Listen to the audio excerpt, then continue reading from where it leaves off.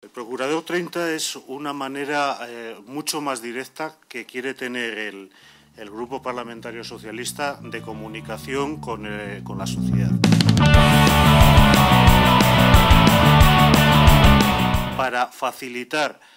que los ciudadanos de Castilla y León puedan hacer dos cosas fundamentales. Poner en conocimiento del Grupo Socialista deficiencias o mal funcionamiento o, en algunos casos, irregularidades en el funcionamiento de la Junta de Castilla y León,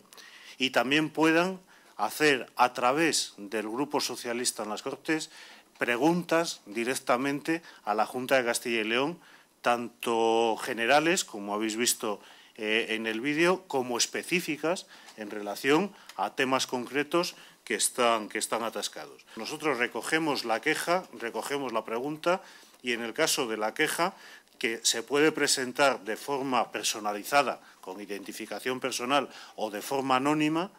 el grupo parlamentario lo va a investigar, va a utilizar, que es la novedad, va a utilizar los resortes, pocos o muchos, que tenemos en la vida parlamentaria, en la tramitación parlamentaria. Vamos a utilizarlo en nombre de ese ciudadano concreto y vamos a hacer en su nombre la pregunta por escrito, la petición por documentación, la pregunta oral en comisión, la pregunta oral en pleno, la pregunta al presidente. Lo vamos a hacer en su nombre para tener todos los datos de la realidad de la queja. Y, en su caso,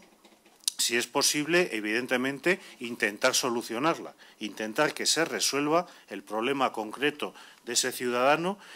y, si no es posible, por lo menos realizar la denuncia pública. Nuestra idea es que esta iniciativa también tenga una proyección institucional y reglamentaria. Vamos a introducir, vamos a solicitar que también se incorpore esta figura, la figura de la pregunta ciudadana o pregunta de iniciativa ciudadana. No es una novedad, hay algunas otras asambleas legislativas de parlamentos autonómicos, en concreto el Parlamento de Murcia, en el que se incorpora esta posibilidad en el artículo